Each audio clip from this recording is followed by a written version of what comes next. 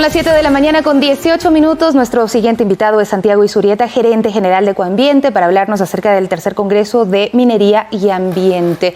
Y esto en un contexto en el que el Ecuador se encuentra dividido de alguna manera en torno al tema de la minería y sus efectos. La preocupación de algunos sectores es sobre todo el tema ambiental.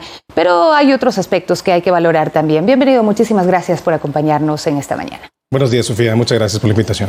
Bueno, este Congreso de Minería y Ambiente, ¿qué objetivo tiene? ¿Cuáles son los tópicos que van a estar presentes?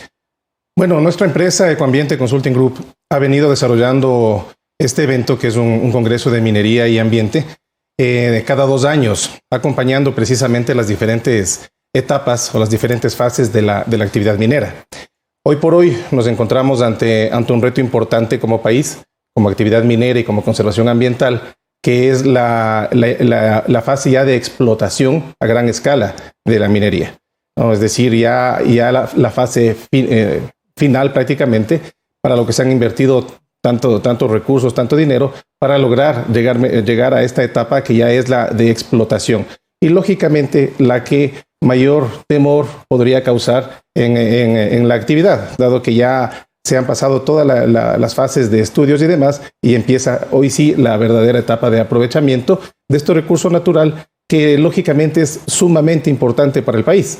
Estamos hablando de cifras realmente altas. Estamos hablando de que aquí hasta el 2021 habrán aproximadamente 3.800 millones en inversión, más de 3.000 millones en exportaciones, más de 1.000 millones de dólares en pago de impuestos. Es decir, es algo que hay que considerarlo de una manera muy importante. Sin embargo, nuestro enfoque es precisamente convertirnos, y así se ha convertido este Congreso en los últimos años, en un espacio científico, en un espacio técnico, de discusión, de reflexión, porque no se puede privilegiar únicamente la minería si es que no va acompañada de lo más importante en este caso, que es la conservación ambiental. Entendemos que estarán presentes expertos desde Chile, Canadá, Australia, Perú y por supuesto de Ecuador, pero la realidad, que es importante analizarla en este Congreso y pues en todo foro de debate acerca del tema de minería, es qué es lo que está sucediendo en nuestro país en este momento, cuál es la base con la que partimos en torno a la minería, y eso sería importante que se pueda también transmitir a nuestros amigos y amigas televidentes. Es decir, cuáles son los ejemplos de minería que tenemos en el país y por qué ese temor tan grande que se ha generado en algunos sectores. Bueno, lamentablemente la cara de la minería, la que tradicionalmente ha estado en la memoria, en el sentir de los ciudadanos, es lamentablemente la minería ilegal. Cuando uno oye o escucha de minería o de oposición a la minería, es porque se imagina todos esos campos clandestinos, esa actividad ilegal, esas casuchas de plástico, ¿no? Con toda esa generación de desechos, con toda esa contaminación de ríos, que es lo que lamentablemente nos ha dejado una mala experiencia minera, pero ilegal en el país. Yo creo que hay que hacer una diferencia bien importante en este tema. La minería a la que nos estamos refiriendo, la minería responsable, la minería controlada, es algo absolutamente diferente.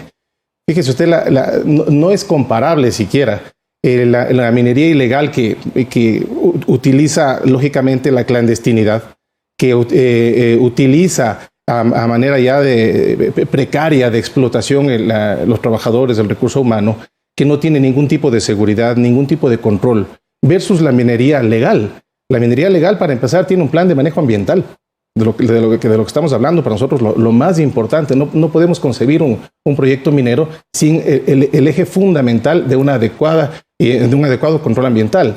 Una minería legal tiene auditorías, una minería legal tiene lógicamente toda la seguridad de sus trabajadores, de sus empleados, tiene monitoreos y tiene además sus controles tanto de la autoridad nacional como de sus certificaciones internacionales. Es decir, no es comparable, y lamentablemente la imagen que tenemos de la minería ilegal es la que ha ido contagiando este sentir de la ciudadanía, y que es precisamente el reto de este país, el reto del sector, el reto de la conservación ambiental, lograr esta complementariedad. Es decir, sí es posible realizar una actividad, no solo minera, cualquier actividad, porque toda actividad tiene un impacto ambiental. Pero el ejemplo que hemos visto en Ecuador, cuando hablamos de extractivismo, por ejemplo, es el del petróleo y ha causado graves daños a las poblaciones, sobre todo cercanas, aledañas a los proyectos que se han desarrollado, y estos no han visto en sus comunidades, por lo menos, esta retribución para que por lo menos haya desarrollo alrededor de la propia comunidad donde se ven explotados los recursos. Quizá esto también le ha dañado mucho la imagen a lo que son estos proyectos extractivistas que se están planteando para los próximos años. Sí, definitivamente la experiencia en general en la actividad extractivista, en la actividad industrial en el Ecuador, no ha sido de la mejor. Lógicamente no se trata bajo ningún concepto de defender tal o cual actividad. Precisamente lo que se trata es de obtener las experiencias. Por ejemplo, en este caso, estamos trayendo nosotros a 15 expositores de diferentes nacionalidades que ya tienen, primero que son expertos en la materia, son expertos en minería, pero además ya tienen todo ese bagaje de conocimientos de lo que ha sucedido en países como Perú, como Chile, como Australia, como Canadá, en la que ya se ha topado con esta problemática de cómo abordar adecuadamente una actividad extractivista.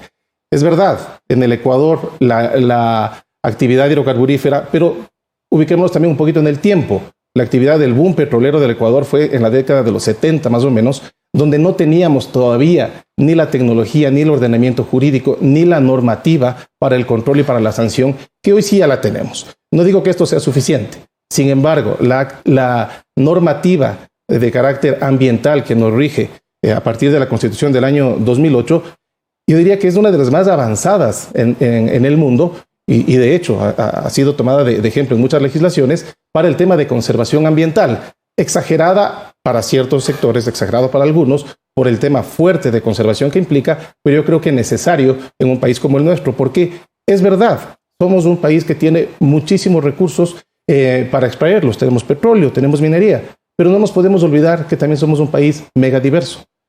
Somos un país extremadamente rico en nuestros recursos naturales, en nuestros recursos hídricos, que es algo que no se puede dejar de tomar en cuenta y debe tener la misma o mayor importancia que una actividad económica. Ahora, en torno a esto también gira el debate de las consultas populares que se han estado solicitando, pues que sean aprobadas por la Corte Constitucional para que puedan tener viabilidad.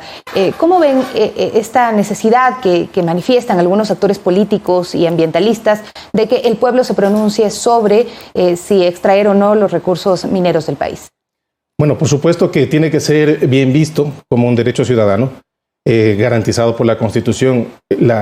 Lógicamente tienen los pueblos, las comunidades, el derecho de opinar, oponerse, de creer lo necesario, pero creo que sí hay que hacer también una puntualización en este momento, que afortunadamente ya lo ha hecho la Corte Constitucional. Han existido en los meses anteriores algunas consultas o algunos pedidos de consulta popular que han tenido que ser previamente calificados por la Corte Constitucional. Algunos de ellos han sido rechazados por cuestiones de forma, pero el 17 de septiembre de este año la Corte Constitucional finalmente tiene un pronunciamiento respecto a cuándo proceden este tipo de consultas. Y no es que ha negado, como dicen muchas personas que lamentablemente no lo han entendido de esta manera, sino que ha regulado la Corte Constitucional. Es decir, no está permitiendo una oposición en general a la actividad minera. Es decir, lo que está ponderando la Corte es no se puede pedir que el pueblo se pronuncie sobre no actividad minera en una provincia, por ejemplo. Pero sí se puede pedir que se pronuncie sobre la oposición a un proyecto, indicando qué recurso o qué ecosistema va a afectarse. ¿A qué tipo de minería se está oponiendo? ¿La metálica, la no metálica? Es decir, ¿en qué fase de la actividad minera? ¿Y en esto hay claridad en los sectores que han estado solicitando pues que se frenen los procesos mineros, por ejemplo, en el Azuay? Bueno, en realidad esto es, como digo, un pronunciamiento de la Corte Constitucional de hace muy pocos días. Y yo creo que la reacción tanto jurídica como política del sector que estaba pidiendo la oposición a la actividad minera aún está por verse. Sin embargo, estamos en un Estado de Derecho, ¿no? Y el pronunciamiento de la Corte Constitucional, pues es el pronunciamiento que no puede ser cambiado y ha dado una directriz. Y como digo, lo importante es que hay una ponderación bastante lógica, técnica y jurídica. Es decir, sí hay la posibilidad de presentar una oposición como interesado, como un pueblo o una población afectada, pero cumpliendo ciertos requisitos y sobre todo indicando de manera particular o específica por qué y a qué ecosistema o de qué manera se está afectando el derecho de la gente a vivir un ambiente sano. Pues creo que es importante esta distinción. En todo caso, durante este congreso se van a abordar, me imagino, también los temas que tienen que ver con la parte jurídica y las seguridades que debe tener quienes decidan invertir en estos procesos mineros. Por supuesto, este es uno de los intereses fundamentales de este congreso. No podemos concebir un proyecto minero sin las diferentes variables, la variable, lógicamente, la técnica, la que va a hacer viable un proyecto, saber si va a ser rentable, si no, que va a ser tratado en charlas muy importantes de carácter técnico en este congreso. La variable ambiental, por supuesto, insisto, desde nuestro punto de vista, no puede ser categorizada como de menor o importancia al recurso per se. Se tratarán temas tan interesantes, importantes para un proyecto como, por ejemplo, la huella ambiental que deja un proyecto minero, el impacto de un proyecto minero, cómo minimizarlo, cómo reducirlo. Hay algo que quisiera destacar, que se lo va a tocar también, y es precisamente el tema del relacionamiento con las comunidades, con los pueblos que se encuentran aledaños o en las zonas de los proyectos. Lo que se va denominando la licencia social. No es la licencia ambiental que tenemos necesariamente que sacar para un proyecto, sino esta aceptación continua, esta confianza que se va generando entre la actividad, ¿no es cierto? El generador. ¿Y de qué depende esta confianza que le pueda dar el ciudadano, el habitante del sector aledaño al proyecto, a la empresa que está ejecutando estos procesos? Precisamente de todo un proceso de relacionamiento, de normas claras, de transparencia, de involucramiento en sus actividades, de consulta, de haber sido consultados, de haber sido participados de lo que se va a hacer y del cumplimiento de las obligaciones que, como digo, tratándose de minería legal, hay una serie de obligaciones y de derechos, ¿no?, que deben ir cumpliéndose con la comunidad. Y algo que quería referirme, que se tratará también en este congreso, es la inclusión de la mujer en la actividad minera. Tradicionalmente, un espacio que ha estado ocupado por hombres. En el Ecuador recién vamos a iniciar, como digo, la etapa, o estamos iniciando apenas la etapa a gran escala, de explotación a gran escala, pero tenemos experiencias de otros países. En Canadá, alrededor del 18%, Australia el 15% aproximadamente, países más cercanos como Chile o Perú que están alrededor del 8%, y que en el Ecuador uno de los objetivos es que precisamente la mujer vaya incluyéndose en esta actividad tan importante y con igualdad de oportunidades. Muchísimas gracias por acompañarnos, Santiago Izurieta, gerente general de Ecoambiente, acerca de este Congreso de Minería y Ambiente. Más allá de estar en contra o a favor, es importante informarse y pues conocer las posiciones que tienen los distintos sectores y sobre todo cuando se trata ya de un abordaje también científico y profesional del tema. Hacemos una pausa, amigos y amigas, y enseguida volvemos con ustedes. Tenemos más análisis en Telediario.